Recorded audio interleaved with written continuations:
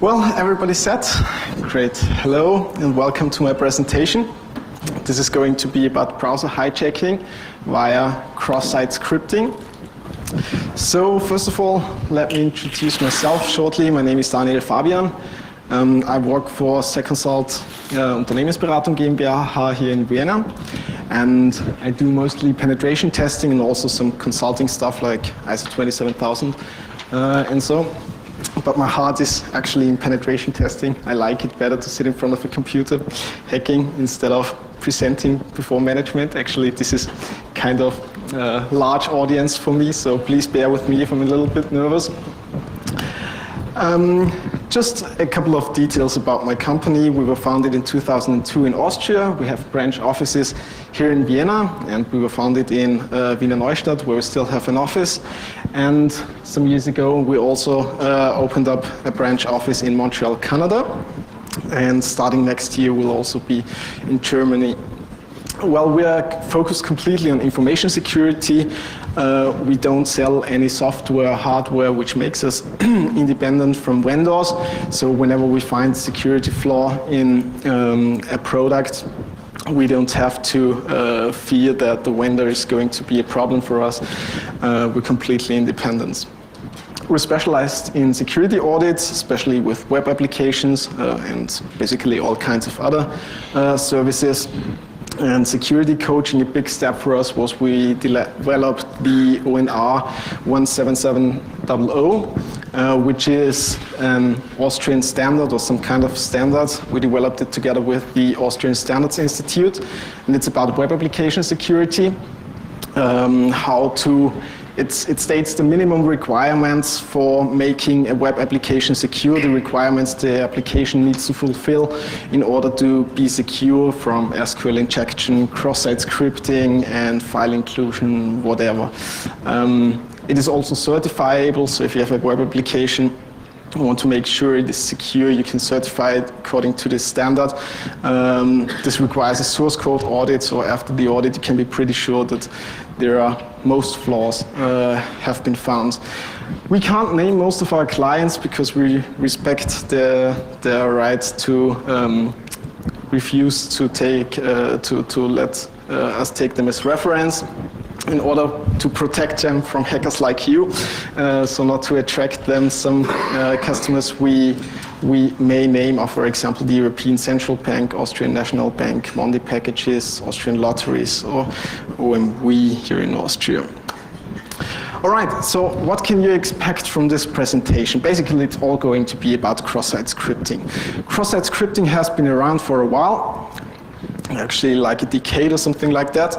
But I surfed the full disclosure archive a couple of days ago, and there's still practically every day or almost every day some cross-site scripting posted. For example, I found one that was published about the site of the Bank of America, where you should expect some security. But you just need to take the parameter MSG, add some JavaScript, and it's going to be executed. Another cross-site scripting is someone found and published on full disclosures, for example, in How to Forge. And I don't know if any banking folks are present that know Fish Market. It's a page that has specialized in finding cross-site scripting in other web pages. They published for basically every major bank in Austria and Germany cross-site scripting vulnerabilities. It's a little bit old, the page, but it hasn't been updated for a while, but there's still vulnerabilities open and have been found in mid-2006, and the affected companies still haven't been able to fix the vulnerability. All right, so some of you may probably think cross-site scripting, well, actually, this is boring. Everybody hates it when someone posts it, cross-site scripting flaws on mailing lists like Full Disclosure or Bugtrack or whatever. I found one particularly interesting posting, which is not so old, posted by Repex on November 11. It's called On Cross-Site Scripting and Its Technical Merits. Basically, it's an article questioning if cross-site scripting has a place on mailing lists like full disclosure or backtrack. The reasoning behind the article is cross-site scripting isn't technical, no matter how it's used, according to the author. People who use cross-site scripting on pen tests, real hacking, anything but phishing are lame and can't write real exploits, where real exploits are defined as non-web or other web bugs like SQL injection and stuff. And well, publishing cross-site scripting shows your weakness. Well, while I agree on the last part, publishing cross-site scripting shows your weakness, because I think you should at least give the webmaster of the affected page a chance to remove the cross-site scripting vulnerability before publishing it. I think cross-site scripting indeed still has a place on mailing lists like full disclosure. It cannot be as easily exploited as other web bugs like, for example, SQL injection. The thing is that with SQL injection, you are actually attacking the server. And the server is always there. It will always give you your response. So when you find an SQL injection vulnerability, you type in your SQL statement, and basically immediately you get the response from the server. You get the content of the database, you get the usernames and passwords, whatever the vulnerability is about. With cross-site scripting, it's not quite as simple. Cross-site scripting requires at least some kind of user interaction because you don't attack the server itself. Even though the vulnerability is on the server, you are attacking, in fact, the clients. The clients need to visit the page, for example, where your JavaScript is loaded, or they need to click on a link. So the results from this vulnerability isn't as instant as with other web bugs, which is why I think that some people think of cross-site scripting as boring, because they need to do more work. They need to send out phishing mails, for example, in most cases anyway, or they need to place some JavaScript statically on a page. Some fun cross-site scripting that I'm not sure anyone has ever tried. I didn't, but I just made the scan for this presentation. You just fill out a transfer sheet and wire some money to some of your friends or not so much friends, whatever. And as note to the payee, you include some JavaScript.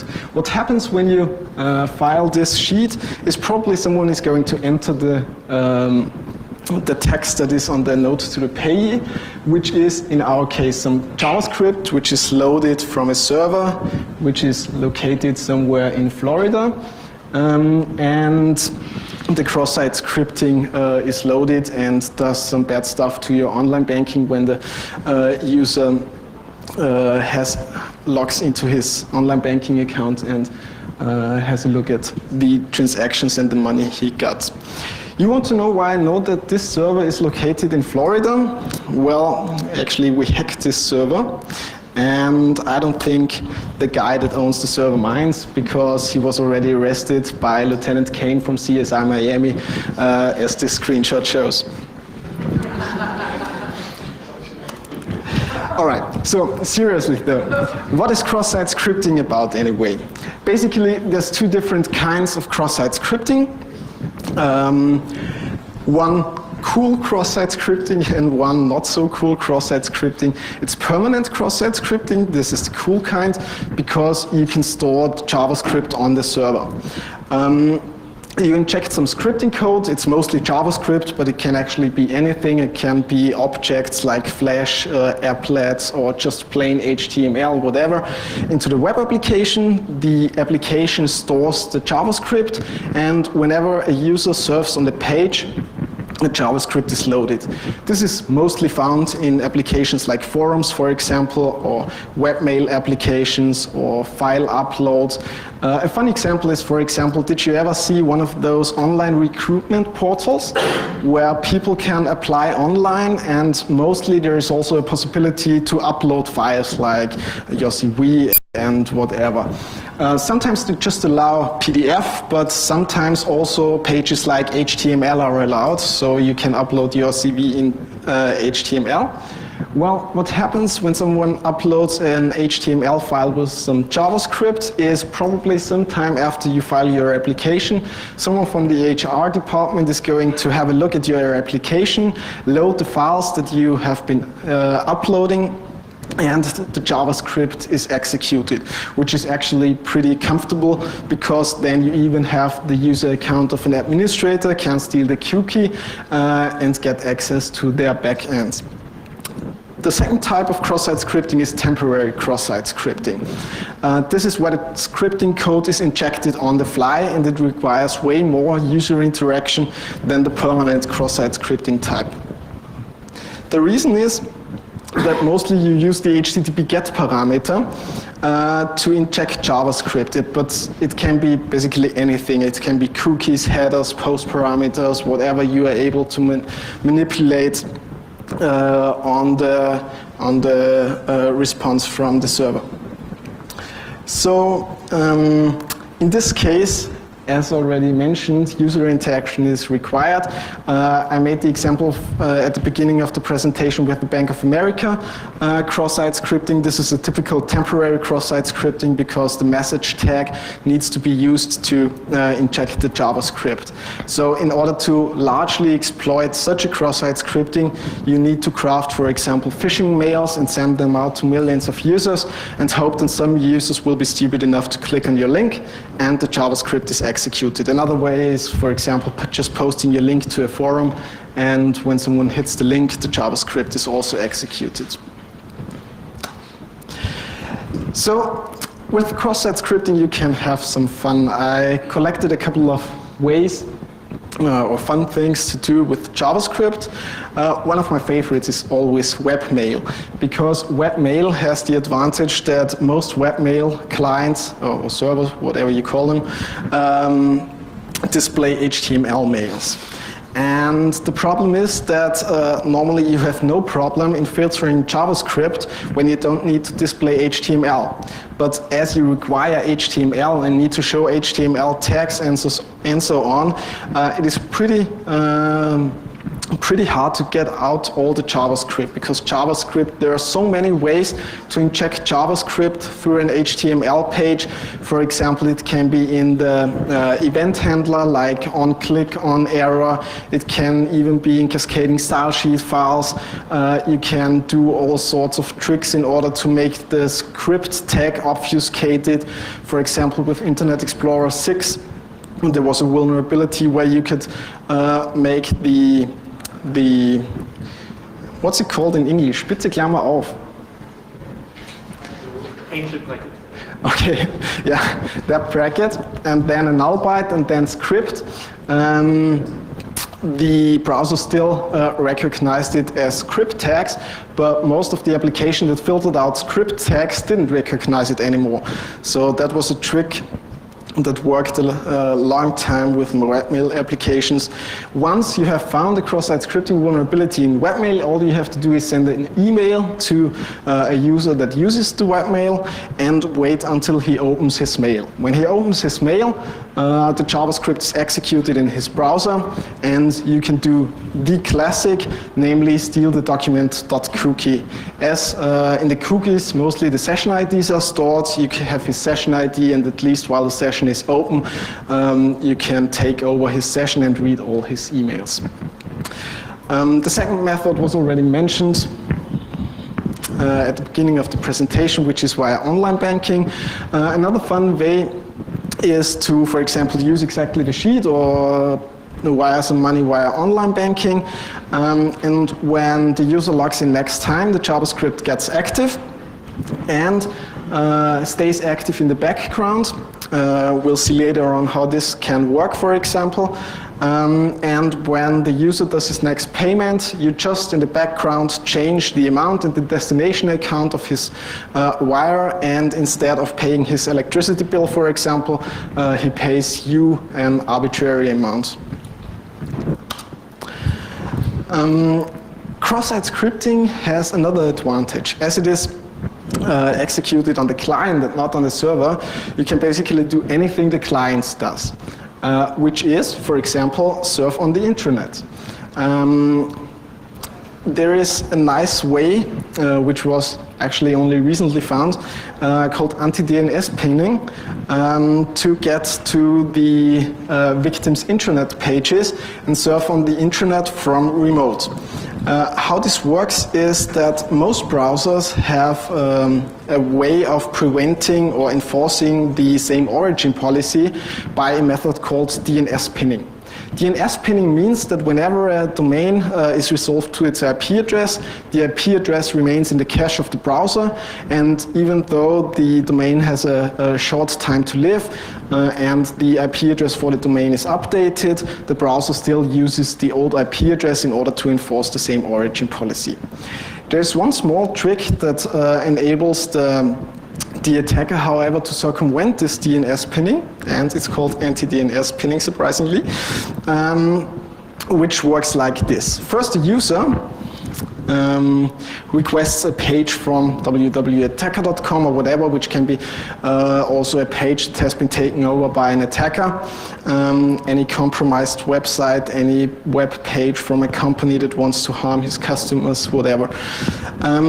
The DNS server returns the IP address for this domain, and the browser makes a request to the IP address and loads the page. The page does nothing else but request itself again a couple of seconds later. In the meantime, however, the DNS server changes the IP address for the domain. For example, to something local like 197.168.1.1. Let's just say the internet is located there. So when the page reloads itself, for example via JavaScript, the browser, due to DNS pinning, requests the old IP address. However, the attacker in the meantime closed the HTTP port on the old IP address, which can be, for example, done via dynamically created IP tables rules, so that exactly one IP address isn't allowed to get on the HTTP port anymore.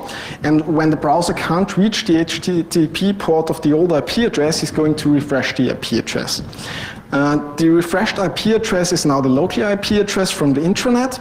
The browser requests www.attacker.com, thinks it's still the old site within the internet somewhere, but in reality it is located on the intranet. Using JavaScript or cross-site scripting, the attacker can now read the content of the intranet and send it via JavaScript to his server and have a look at all the intranet pages that are located at the client side. So this can be exploited. As I said, just place the according scripts on any arbitrary server, and anyone who surfaces this web page has his intranet read if the attacker knows the IP address of the intranet. You can also port scan the intranet using cross-site scripting or JavaScript simply by loading images from various ports of internal IP addresses. Via JavaScript, the attacker has to measure the time how long it took the browser to issue an error message. If it takes very long, he knows the port has been is closed. If there is a fast error, the attacker knows either it is an HTTP port and the image didn't exist there, or alternatively the port is open but it's not an HTTP server, then the error message also comes pretty fast. There's actually quite a difference, a number of seconds, so it's pretty easy to tell if a port is open or closed. Another classic is the cross-site scripting phishing. If anyone finds a cross-site scripting vulnerability on a banking site, JavaScript can be used via, for example, document.write to exchange large parts of the site. One trick, for example, is to simply change the action tag of the login form or the action parameter of the login form.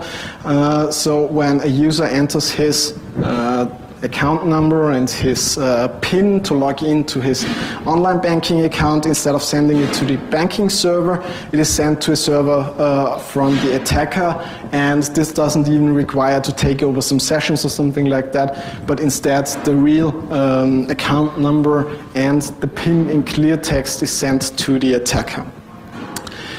One way that we are going to talk about now a little bit longer is remotely controlling the victim's browser. We had the idea that it would be great to make a JavaScript malware, something like a Trojan horse, which is implemented in JavaScript and which infects the user whenever he surfaces a page where the JavaScript is loaded. All the information that the user does during his session in the browser should be logged and sent to the server. So using such a malware, it would be possible to, for example, log the key presses that were done in the window, steal all the cookies, and even have a look at the pages the victim is surfing on. This is possible because the power of JavaScript. JavaScript has a lot of features that can be exploited for such an attack by any attacker. For example, there's event handlers. You all know in your HTML, you always have these on click, on key press, on error, on whatever, on load. There's lots of event handlers, and you can all catch them. So whenever, for example, someone makes a click somewhere in the window, this can be recorded via JavaScript. And then in turn sent back to the server in order to follow the user. It is also possible to remotely control the browser. There's nothing more simple than just setting the location of the browser to any arbitrary page. So whenever a user is infected by this malware, you can just send him to any location he wants. And as the JavaScript is loaded on the page the victim visits, the same origin policy is completely circumvented. This makes it on the one hand possible to access the cookies because JavaScript can only access cookies from the domain where the JavaScript is loaded from, and on the other hand, via history.back, the attacker can even read the browser history, at least of the domain from where the JavaScript was loaded. Okay, so when we had this idea to write some JavaScript malware, at first we did some requirements engineering. What should such a malware be able to do? The first thing is the most important, but as we're going to see, not quite so simple requirement is that once a victim visits a web page that contains the JavaScript, the web browser should become infected. And at least during the session while the user browses in this single window without changing the address bar, the malware shall remain active. Another requirement, which is basically clear but is not so simple sometimes, is that the JavaScript that is used should be cross-browser compatible. Actually, JavaScript should be standardized, but it isn't. There's a lot of exceptions. There's some bugs in some browsers that need to be circumvented. So this was one of the requirements that was pretty hard to find out what browser requires what special treatment. A very easy requirement is that all cookies that are set on the victim should be sent to the attacker. This is the classical document.cookie exploit, usually done via cross-site scripting. A little bit more complicated and also a little bit more fun is key presses should be intercepted and logged.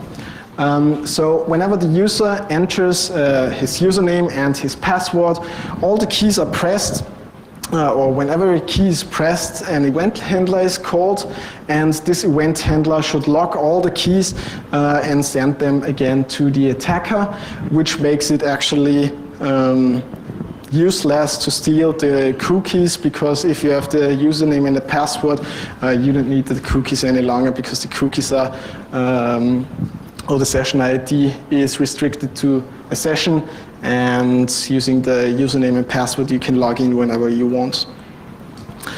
All right, now a rather hard requirement also was that the malware should be able to work across links on the same domain, which is clear. This is a very important requirement because otherwise the malware would be just active on the first page, and whenever the user clicks another link, the malware wouldn't be active again. So it was clear that it is required that while the user surfs on one domain, the malware needs to remain active. Another hard requirement was that the malware should be able to work across domains. So even when the user leaves his current domain, for example, he's surfing on www.decker.com, and he goes to another page, say Microsoft.com, the malware should remain in the background and still keep sending all the information to the attacker. Of course, we want to do remote shoulder surfing. That means that, shoulder surfing, someone is surfing his browser and you're looking above his shoulder what he's looking at, perhaps reading his emails and something like that. You should be able to do this with JavaScript malware too, but not only a couple of centimeters behind him, but rather a couple of 100 kilometers away via cross-site scripting or JavaScript. And finally, it should be possible to remotely control infected browsers. All right, so now let's come to the implementation. We actually implemented an alpha version of this JavaScript malware. I'm going to show you something of it at the end of the presentation. But let's just first have a look how we did it, what problems we had to implement such a system. Well, as I already said, to get the victim infected is not as easy as it sounds. The beginning is pretty simple. You need to load some JavaScript. For example, we placed a JavaScript, xt.js, on a server, and all you need to inject into the client are these short tags. And this makes the victim load the JavaScript and become infected. Now, the problem is that we want to have it client-server based, so that the server is able to send commands to the client. Problem is, this is not the way the HTTP protocol works, because normally only the client can initiate connections to the server. It's not possible for an HTTP server to request something from a client. So the solution is actually pretty simple, and I think the only one that is possible, namely polling. Every couple of seconds, the victim pulls JavaScript from the client, and if there is something for the client to do, the server changes the JavaScript that is pulled from the server, and the client does whatever the server tells him. Commands that can be executed might be, for example, execute some JavaScript on the client, tell the client to display an alert box showing you have been owned or whatever. Get me my cookies, get me my key presses, or I want to see what you're currently looking at. In order to handle multiple clients, of course, it should be possible. You want to infect not only one client and control him, but you want to infect quite a number of clients. Basically, this can be anything and is dependent on how much traffic there is on the web page that has been compromised via cross-site scripting. It is required to have a unique ID in order to identify the clients. Okay, the next requirement, all cookies sent to the client while infected should be intercepted. This is basically a very easy one. Next time the client pulls from the server, just tell the client to send top get outer window document cookie to the sender. Get outer window is actually a custom function we implemented. It does nothing else but go through all the frames. There may be stacked frames, and in order to get the cookies from the top window, so to say, we just use this function.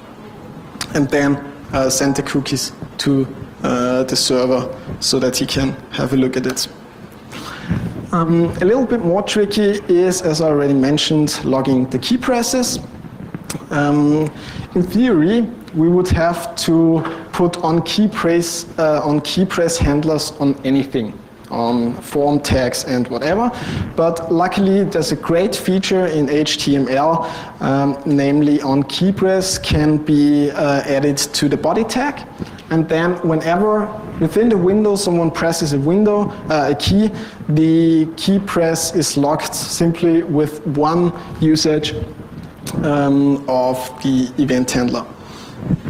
So we get the content of the HTML via window document body pass node inner HTML, and via regular expression we replace the body tag, or better, we just add an event handler on keypress is keyff event, where event is just a variable where various information about the event is stored. A mini keyff is just a mini JavaScript keylogger. This is one of the examples we had to overcome with browser incompatibility. Internet Explorer, for example, has another member of the event object that stores the key code. With Internet Explorer, it is event.keycode. With any other browser, it's e.wish.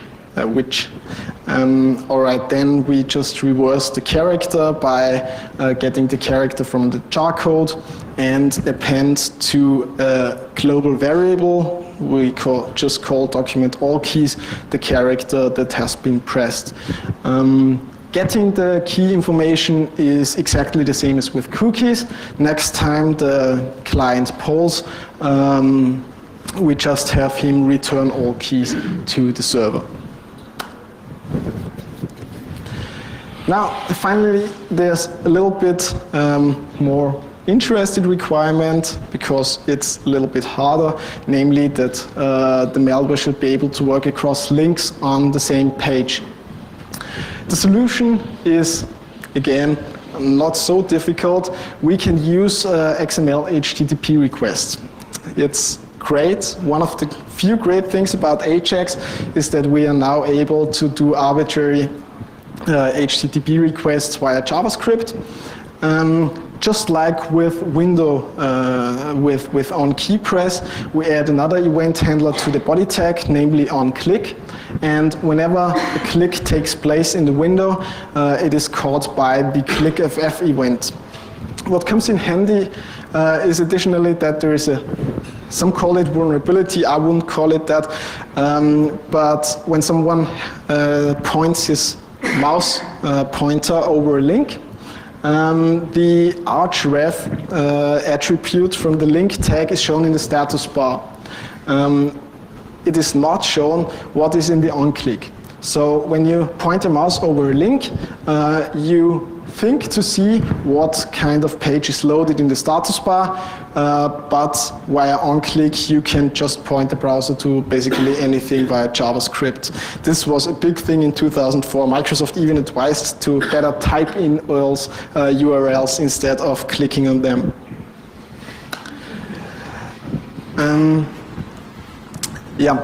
What happens now when a mouse button is pressed? The simple case is a normal link was pressed. In this case, just use JavaScript to gauge the href attribute and the target attribute. We want to be compatible with frames. So even if it's a frame, a page that uses frames, we want to show the page in the correct target, and perform a simple XML HTTP GET request, and put the output of the request, so the response, to body parent node inner HTML of the right target. This has two implications. The first one being that the URL in the browser bar will not change while you are infected. It will look to the client as if the browser always is on the same domain, because just the content of the body tag is exchanged depending on what page you're currently on. This makes another problem, namely that relative path may be wrong. So if you go to another subdirectory, the images that are loaded via relative path, for example, won't be able to load anymore, but there's a simple solution to this, namely the base tag.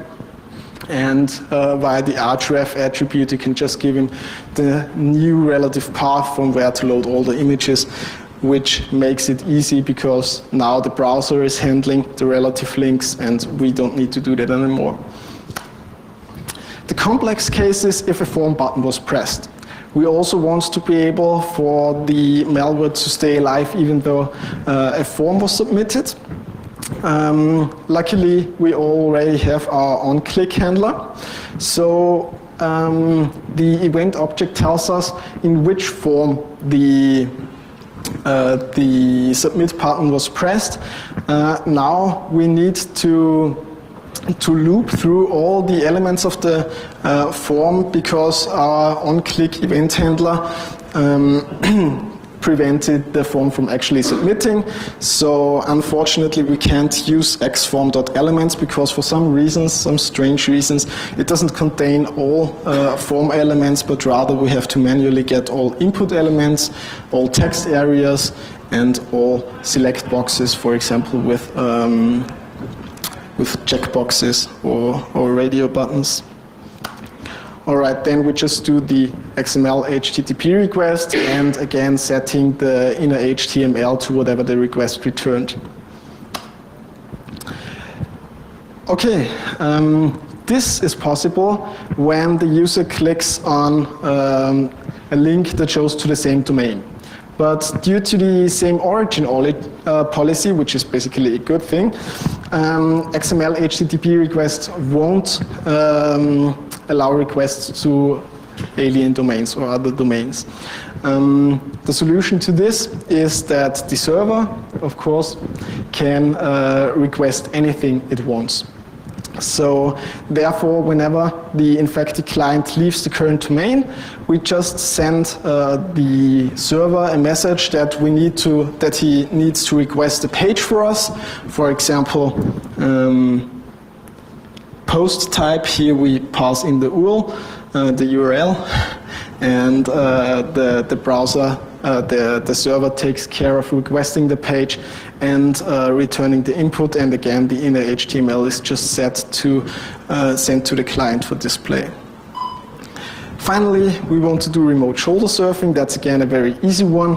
All we need to do is to continuously send the top document body path parent node inner HTML to the server, and the server just can display it within an iframe. Okay, and the final requirement was to remotely control infected browsers. Actually, I would have loved to show you this live, but unfortunately my VMware let me down today in the morning. So I quickly made a couple of screenshots. I know it's not the same as a live performance, but I'm sure you will see what the system we implemented is about from the screenshots. So this is just a plain screenshot from our control page. You have on the left side the victims, and in the middle the active module, and on the right side a couple of modules, what you can do with the browsers that have been infected. For example, you can send him an arbitrary JavaScript command, you can get the remote page, you can get the cookies, you can set the page to anything the server wants, you can set the page location, you can set the page content, and here you can set the page location. The alpha indicates that it's not very well working so far, but we're always working on improving the system. Then we have kill victim's browser, for example, using some denial of service vulnerabilities in the browsers. You can also crash the browser if you want to. And finally, you can get the key presses. All right, so this is just a very, very simple web application we wrote for demonstration purposes. It is actually vulnerable to all kinds of vulnerabilities. You have cross-site scripting, you have SQL injection, you have file inclusion, file uploads, everything you want to. I'm just using this application to show you how the proposed system works. it's actually a gambling site, so you can play roulette or whatever you want on this page online. It's not online. We wouldn't put such a vulnerable system online. It just ran on a different server, internal server. Okay, so into this application we inserted a small JavaScript, namely the one that loads the JavaScript Trojan. It's as simple as putting the script tag there. In this case, we just assume we found a permanent cross-site scripting vulnerability. If you only have a dynamic or non-permanent cross-site scripting vulnerability, you need your victims to press on a link, for example. Okay, now the victim visited the page and becomes effective, which is shown as such an entry to the victims list. You know what kind of browser you have, and in this case we're just sending the client manual message, namely alert you have been owned. You just press the execute button and the victim gets the message that he has been owned. You can also get the cookies as shown here. Down there you can see the cookies. You can get the screenshot. This is what I call remote shoulder surfing. Just press get page snapshot or permanently get page snapshot, and you can always see what pages the victim is surfing on and follow him around anywhere. Okay, it also works with two clients, for example. You just have two entries in this area here, and as you can see, we were on a different page before. Whenever the victim changes the page changes too in our control page of the cross-site scripting Trojan. Okay, now you can also log into this portal using a username and a password and submit it, which is great because this can demonstrate our get key press functionality. In this example, I used Control Paste, Control V before it was even locked, but you see the username I used was Gek and the password was passwd exclamation mark.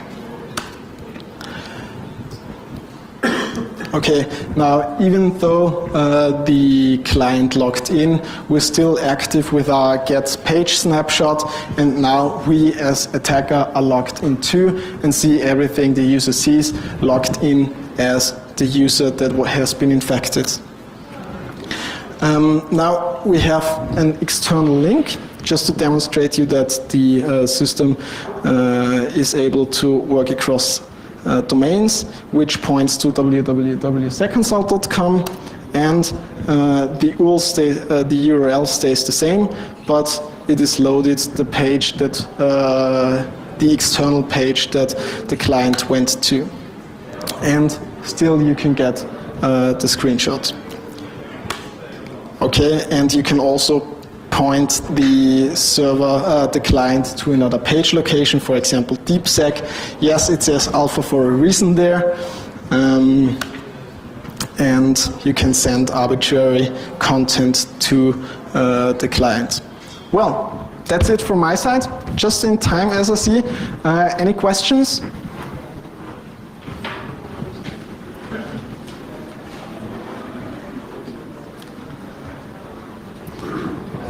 Does it work if the screensaver is enabled? Excuse me? Does it work if the screensaver is enabled? If the screensaver is enabled, well, actually the screensaver doesn't have any impact on the page. So it's just a matter of the browser. Whenever the user manually enters another URL, the malware becomes ineffective because the new page is loaded. But the screensaver doesn't have an impact on the Trojan itself. Yep. Have you considered implementing something like a proxy server that gets you a view of the internet from outside? Not yet. Not yet. Really, That's true. The problem with getting the intranet is that you have to, in some way, brute force the IP address of the intranet, because you don't know. Or another way would be there's a vulnerability where you can get the history by brute forcing the links, just showing a huge list of links and checking what color the link is. And if the link was already visited, it is another color. That would be, for example, a way. Yeah, actually, it's a good idea. Right? Anyone? Well, thanks everyone for listening.